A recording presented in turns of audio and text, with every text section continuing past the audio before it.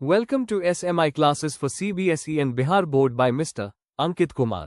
Hello students, आप सभी का एनसीईआरटी गणित कक्षा 10वीं में स्वागत है। और आज कक्षा 10वीं की गणित का शुभारंभ हो रहा है और ये इसका पहला वीडियो लेक्चर है जिसमें हम अध्याय 1 वास्तविक संख्याओं का परिचय देखने वाले हैं। तो चलिए फिर शुरुआत करते हैं अध्याय 1 वास्तविक संख्याओं से। सबसे पहले तो जो हमारे चैप्टर का नाम है वास्तविक संख्याएं, इसे हम अंग्रेजी में क्या कहते हैं? Real number. अब वास्तविक संख्याओं को समझने के लिए हमें इससे पहले कुछ और संख्याओं को जानना होगा। तो इसके लिए हमें क्या करना होगा? संख्या रेखा के माध्यम से हम समझ सकते हैं। तो संख्या रेखा जैसे मैं आपके सामने बना रहा हूं, संख्या रेखा तो आपने देखी होगी। अगर नहीं भी जानते हैं तो कोई बात नहीं। सबसे पहले एक लाइन होती है जो दोनों तरफ तीर का जो चिन्ह बना है, इसका मतलब ये होता है कि ये जो लाइन है ये आगे कितनी भी बढ़ाई जा सकती है। इसी तरफ यहां भी आप देखिए, ये जो लाइन है इसे आगे कितनी भी हम बढ़ा सकते हैं। संख्या रेखा के जो बीच में यहां पे होता है 0, ठीक है। 0 के आगे इस तरफ सभी धन की संख्याएं होती हैं और इस तरफ सभी ऋण वाली संख्याएं होती हैं, यानी माइनस वाली संख्याएं होती हैं। तो यहां पे मैं जैसे बना लेता हूं, पहले तो हम बराबर बराबर अंतर देंगे। संख्या रेखा में हमें सबसे पहले बराबर बराबर अंतर देने होते हैं। इस तरफ भी दे देता हूं, ये देखिए। अब सेंटर में यहां पे 0 है, 0 के इस तरफ हम धन में सभी संख्याएं लेंगे। जैसे 1 हो गया, 2 हो गया, यहां पे 3, यहां पे 4, यहां पे 5 और यहां पे 6। तो ये जो सभी संख्याएं हैं ये धनात्मक संख्याएं कहलाएंगी। इसके बाद इस तरफ हम जो संख्याएं ले लेंगे, जैसे यहां पे -1, यहां पे -2, -3, ये सब ऋण में रहेंगी। -4 और फिर जो -5, और इस तरफ से हम आगे बढ़ते जाएंगे। अब ये एक संख्या रेखा कहलाती है जिसे हम इंग्लिश में नंबर लाइन भी कहते हैं। तो हमने यहां पे हेडिंग डाल दी संख्या रेखा या फिर नंबर लाइन, ठीक है। कुछ इंग्लिश के शब्द भी आपको साथ साथ में बताता चलूंगा ताकि आपका जो टेक्निकल नॉलेज है वो भी अच्छा रहे।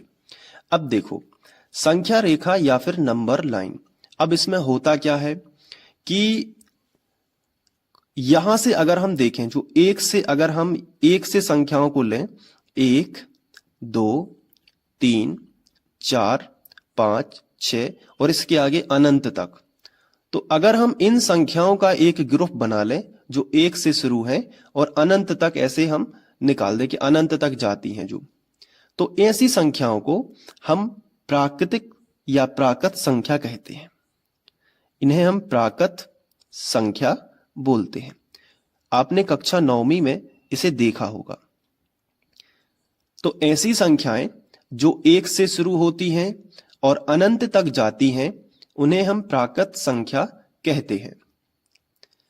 लेकिन प्राकृत संख्या में अगर हम 0 और शामिल कर लें, तो 0 से जो शुरू होती हैं और वो अनंत तक जाती हैं, 0, 1, 2, 3, 4, 5, 6, तो 0 अगर शामिल हो जाता है तो वो अपने आप में पूर्ण हो जाती है। पहले कैसी थी? प्राकृत संख्या। अब 0 और शामिल कर लिया तो उन्हें हम कहते हैं पूर्ण संख्या। तो पूर्ण संख्याएं वो कहलाएंगी। तो हमें यहां पे संख्याएं लिखना चाहिए। तो ये 1 से शुरू होके अनंत तक जाती हैं, उन्हें प्राकृत संख्याएं कहते हैं।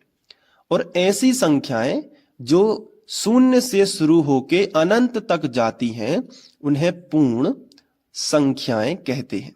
समझ में आया? तो पूर्ण संख्याएं क्या कहलाती हैं? ऐसी संख्याएं जो 0 से शुरू होती हैं और अनंत तक जाती हैं। जैसा कि मैंने आपको बताया कि ये जो तीर का चिन्ह है ये कितना भी आगे बढ़ाया जा सकता है। तो 6 के बाद 7, 8, 9, 10 ऐसे बढ़ते चले जाएंगे। तो ये तो अनंत तक बढ़ते चले जाएंगे, आगे ये तो अनंत तक बढ़ते चले जाएंगे। तो प्राकृत संख्या बताइए, ऐसी संख्याएं जो 1 से शुरू होके अनंत तक जाती हैं, और पूर्ण संख्याएं ऐसी संख्याएं जो 0 से शुरू होती हैं और अनंत तक जाती हैं। तो इतना आपको क्लियर हुआ प्राकृत संख्याएं और पूर्ण संख्याएं। अब हम नीचे इनकी परिभाषाएं लिख लेते हैं और आपको भी अपनी नोटबुक में इसी तरीके से लिखते जाना है। तो सबसे पहले हम हेडिंग डाल देंगे, पहला नंबर जो है हमारा, हम पूर्ण संख्याओं से शुरू करते हैं क्योंकि वो 0 से शुरू हो रही है। तो हम यहां पे हेडिंग डाल देंगे पूर्ण संख्याएं। आप भी इसी तरीके से हेडिंग डाल दीजिएगा, पूर्ण संख्याएं। पूर्ण संख्याओं को अंग्रेजी में क्या कहते हैं? तो अंग्रेजी में कहते हैं होल नंबर।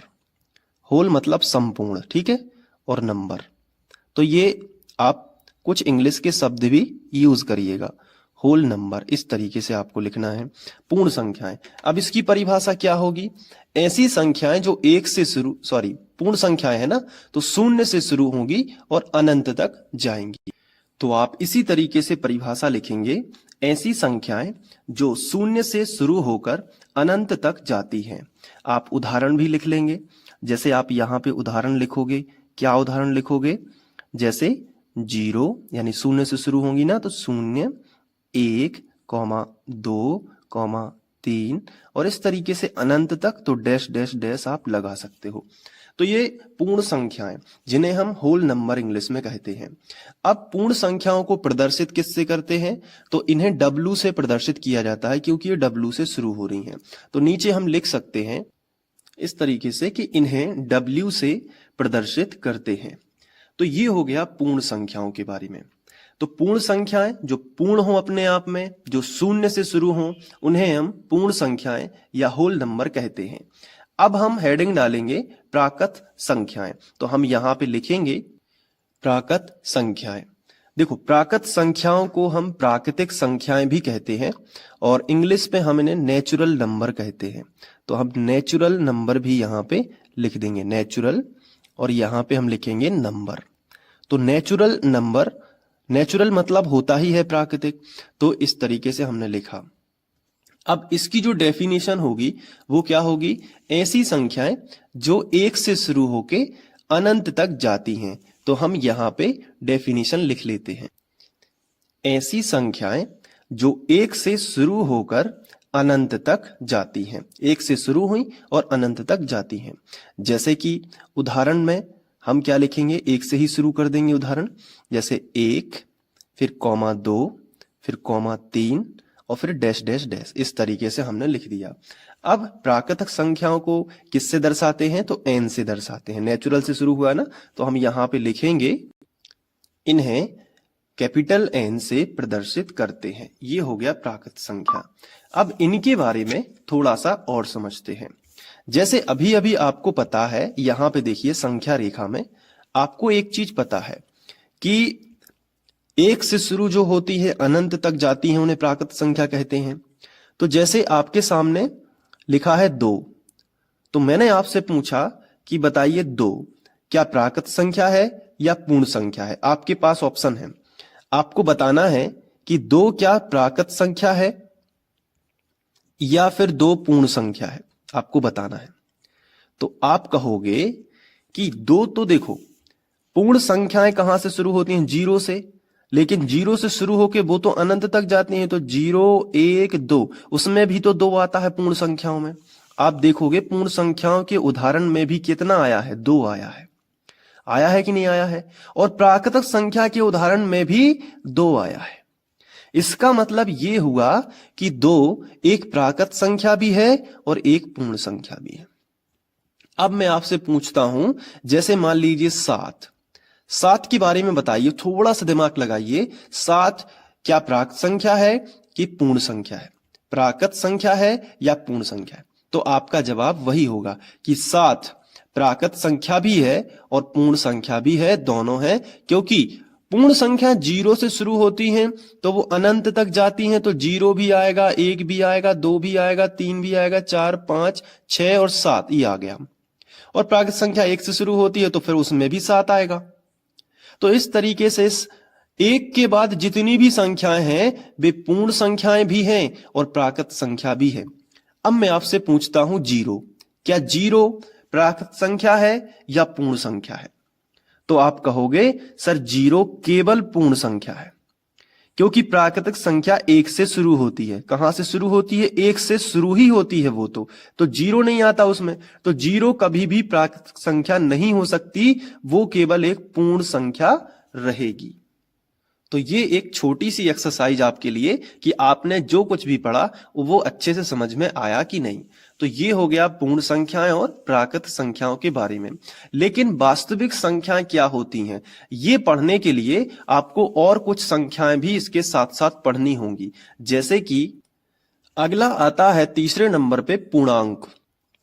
अब पूर्णांक क्या कहलाता है? पूर्णांक को आपको पता होना चाहिए। पूर्णांक क्या है? इसके नाम में ही छपा हुआ है। पूर्णांक मतलब होता है पूर्ण अंक। पूर्णांक का अगर आप संधि विच्छेद करोगे तो क्या निकलेगा? पूर्ण प्लस अंक। यानी कि पूर्ण का मतलब क्या होता है? पूरा। यानी कि पूरा एक अंक आपके सामने होगा, ना वो आधा होगा, ना एक चौथाई होगा, ना एक तिहाई होगा, सीधा का सीधा एक पूरा अंक होगा। पूरा अंक क्या है? जैसे आपके सामने ये 2 लिखा है, ये एक पूर्ण अंक है। लेकिन आपके सामने 2/3 लिखा है, तो ये एक पूर्ण अंक नहीं है और ये एक पूर्ण अंक है।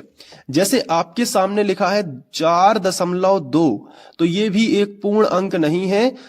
तो पूर्ण अंक क्या होता है? ना उसमें बटे होता है, ना उसमें दशमलव होता है, पूरा साबुत एक अंक होता है। उसे ही क्या कहते हैं? पूर्णांक। तो पूर्णांक भी यहां पे 2 प्रकार के हो सकते हैं। सबसे पहले तो पूर्णांक की डेफिनेशन क्या होगी? कई बच्चे पूर्णांक की डेफिनेशन नहीं जानते हैं, तो वो हम लिख लेते हैं। तो उसको लिखने के लिए या उसको समझने के लिए आपको पहले संख्या रेखा पे जाना होगा। ये देखिए, ये संख्या रेखा है।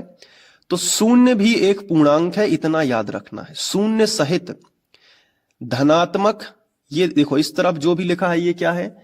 ये सब धनात्मक संख्याएं हैं और ये जो है ये ऋणात्मक संख्याएं हैं। तो शून्य सहित सभी धनात्मक संख्याएं और ऋणात्मक संख्याएं, इन सभी का एक समूह बनेगा जिसे पूर्णांक कहते हैं। देखो, शून्य भी एक पूर्णांक है, एक भी पूरा एक अंक है, 2 भी पूरा अंक है, 3 भी है। तो ये धनात्मक संख्याएं पूरी पूर्णांक हैं जो संख्या रेखा में दिख रही हैं।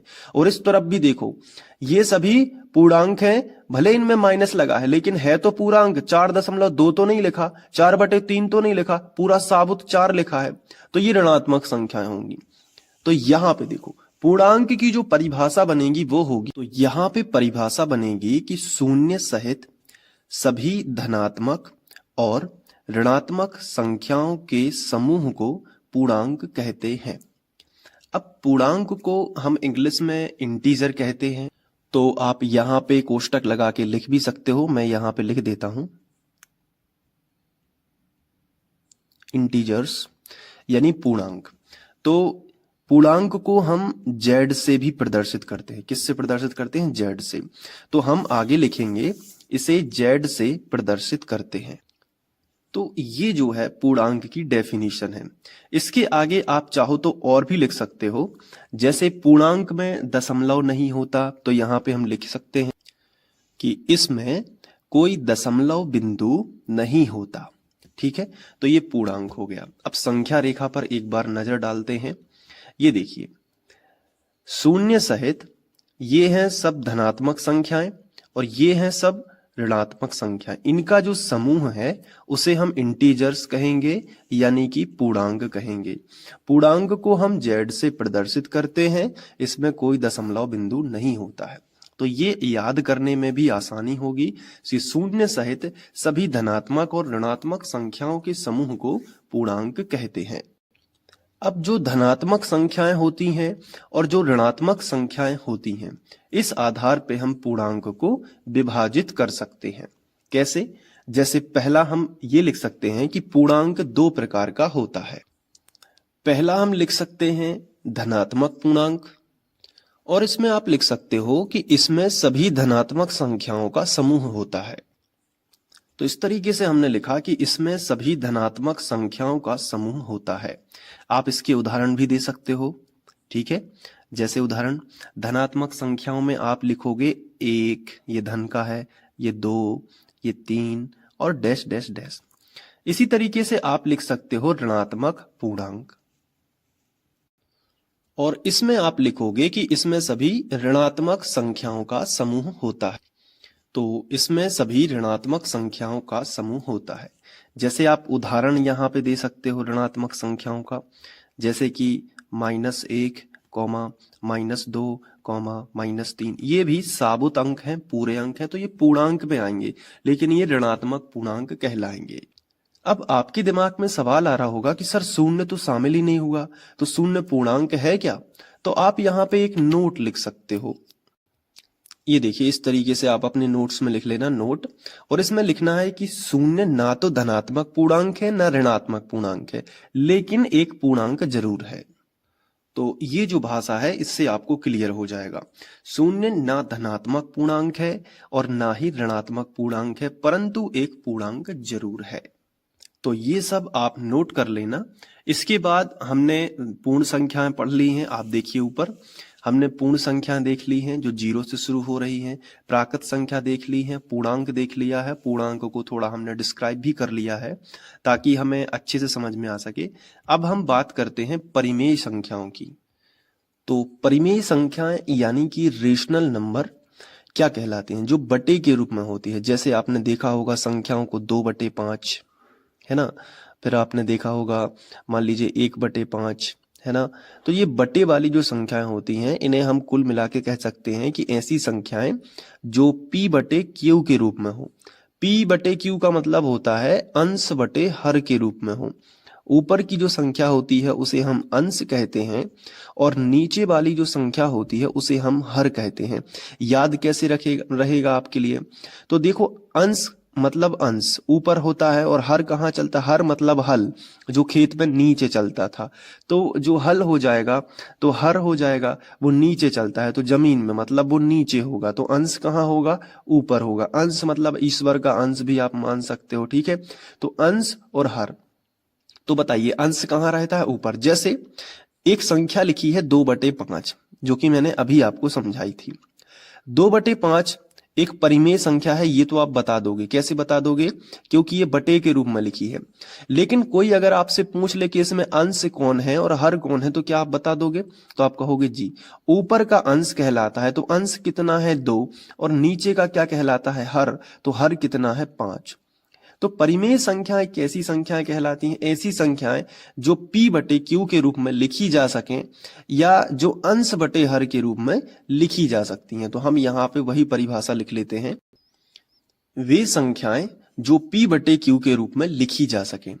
अब एक चीज और इसमें ध्यान रखना है कि q कभी भी 0 नहीं होना चाहिए। मतलब क्या है? जैसे अगर हमने लिख दिया 1/0, तो p का मान तो 1 हो गया, लेकिन जो q है उसका मान कितना हो गया? 0। तो ये परिमेय संख्या नहीं कहलाएगी। क्यों? क्योंकि किसी भी संख्या के बटे में अगर 0 है तो उसका उत्तर अनंत आता है। क्या आता है बेटा? अनंत आता है। बहुत ध्यान से समझना। तो अगर अनंत उत्तर आ जाएगा तो वो परिमेय संख्या कैसे कहलाएगी? तो अगर कहीं भी लिखा है जैसे 3/0 लिखा है, तो आप ये मत कह देना कि ये तो अंश बटे हर के रूप में लिखी है, तो ये एक परिमेय संख्या होगी। ऐसा कभी भी नहीं बोलना। क्यों? क्योंकि जो बटे में है वो q का मान 0 है, और q का मान कभी भी 0 नहीं होना चाहिए। मतलब हर कभी भी 0 नहीं होना चाहिए। तो हम यहाँ पे परिभाषा में एक चीज और जोड़ देते हैं, वे संख्याएं जो p/q के रूप में लिखी जा सके वो तो परिमेय संख्या है। जहां पे आपको यहाँ पे एक चीज और जोड़ना है कि जहां q जो है वो बराबर ना हो 0 के, मतलब q का मान 0 ना हो, ये आपको यहाँ पे जोड़ना है। और दूसरी बात क्या है कि p और q दोनों ही क्या होने चाहिए? पूर्णांक होने चाहिए, पूर्ण अंक होने चाहिए। जैसे 2 एक पूर्ण अंक है, 5 एक पूर्ण अंक है। पूर्णांक तो मैंने अभी बताया आपको। तो लिखना है कि जहां p और q पूर्णांक हो। तो ये देखिए, जहां p और q पूर्णांक होने चाहिए या हो, इस तरीके से। अब इनके एग्जाम्पल देख लेते हैं और आपको बहुत अच्छे समझ में आएगा। जैसे उदाहरण मैं यही लिख देता हूं। जैसे उदाहरण बताइए, कोई भी बटे वाली संख्या आप सोचिए मन में। चलिए ठीक है, जैसे आपने सोचा 5/7, ये एक परिमेय संख्या होगी। जैसे आपने सोचा -1/4, ये भी एक परिमेय संख्या है क्योंकि बटे में 0 नहीं है और पूर्णांक है, 5 भी पूर्णांक है, 7 भी पूर्णांक है, यहां पे 1 भी पूर्णांक है और 4 भी पूर्णांक है। लेकिन अगर मैंने यहां पे लिख दिया 0 तो क्या ये परिमेय संख्या है? अगर मैंने लिख दिया 5 तो क्या ये परिमेय संख्या है? अगर मैंने लिख दिया -9 तो क्या ये परिमेय संख्या है? ये सवाल उठता है। तो अब आप कहोगे कि सर ये परिमेय संख्या नहीं है क्योंकि ये बटे में नहीं लिखी है, ये p बटे q के रूप में नहीं है। अगर आप पहली बार पढ़ रहे हो तो आपके दिमाग में यही सवाल आएगा। लेकिन मैं आपको बताना चाहूंगा कि कोई भी संख्या है, जैसे 0 है, तो इसके बटे में हम 1 अपने मन से लिख सकते हैं। ध्यान करिए, कभी भी आप तिर्यक गुणा करते हैं तो बटे में 1 बना लेते हैं ना। कोई भी दुनिया की संख्या है उसके बटे में हम 1 अपने मन से ले सकते हैं। जैसे -9 लिखा है तो उसके बटे में हम क्या लिख सकते हैं? 1 लिख सकते हैं। तो अगर हम 0 के बटे में जब 1 लिख सकते हैं और 1 ऊपर, तो 0 चल जाएगा, लेकिन q का मान 0 नहीं होना चाहिए, तो q 0 नहीं है, यहां 1 है, यहां 1 है, यहां 1 है। तो 0 भी एक परिमेय संख्या है, 5 भी एक परिमेय संख्या है और -9 भी एक परिमेय संख्या है। क्यों है? क्योंकि इनके बटे में 1 लिखा जा सकता है।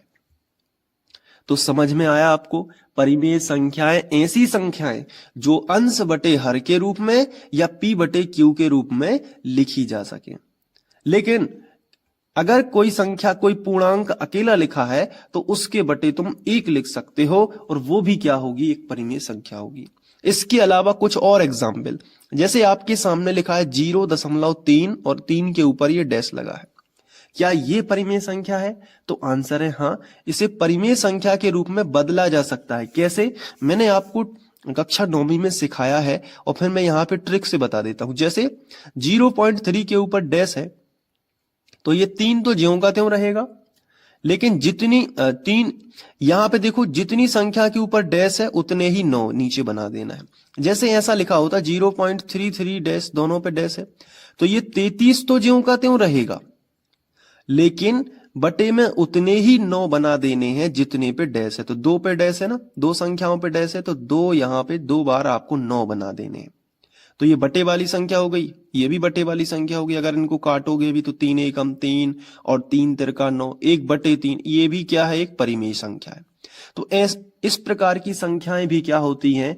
परिमेय संख्याओं की कैटेगरी में आती। तो ये हो गया।